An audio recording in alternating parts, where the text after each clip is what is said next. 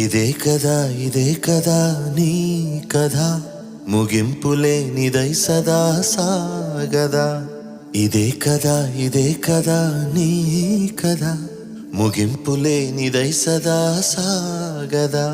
నీ కంటి రెప్పలంచున మనస్సు నిండి పొందున ఓ నీటి బిందువే కదా నువ్వు వెతుకుతున్న సంపద.